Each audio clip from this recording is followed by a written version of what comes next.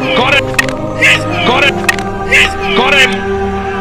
You mentioned দীর্ঘদিন পর আবারও খেলার মাঠে ফিরেছেন বাংলাদেশের সদ্য সাবেক ক্যাপ্টেন তামিম ইকবাল খান। সামনে আসতে যাচ্ছে বাংলাদেশের সবথেকে বড় franchise tournament Bangladesh premier league BPL. তারই প্রস্তুতির অংশ হিসেবে চট্টগ্রাম দলের হয়ে রংপুরের বিপক্ষে মাঠে নেমেছিলেন তামিম ইকবাল খান। তবে দীর্ঘদিন পর মাঠে ফিরে খুব একটা সুবিধা করতে পারেনি খান সাহেব। ইনিংসের মাত্র পঞ্চম ওভারে ফিরতে হয়েছে তাকে, তাও আবার ফিরেছেন একেবারে ক্লিন বোল্ড হয়ে। এমনটা খুব একটা দেখা যায় না তামিমের ক্ষেত্রে। দীর্ঘদিন পর মাঠে ফিরেছেন তামিম, তার উপরে আবার ফিটনেসের দিক দিয়েও ঘাটতি লক্ষ্য করা গেছে।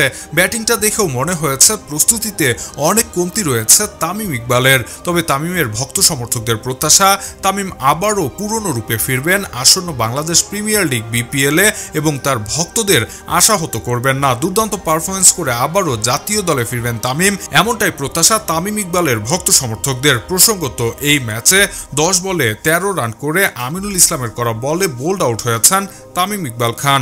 দর্শক, এনসিএল এর এমন আলোচিত খবরের ভিডিওগুলো সবার আগে পেতে এখনই সাবস্ক্রাইব করে রাখুন ইবিডি নিউজে। সেই সঙ্গে আমাদের ফেসবুক পেজটিতে ফলো করে দিতে ভুলবেন না। কথা হবে পরবর্তী ভিডিওতে, সে পর্যন্ত ভালো থাকবেন। ধন্যবাদ।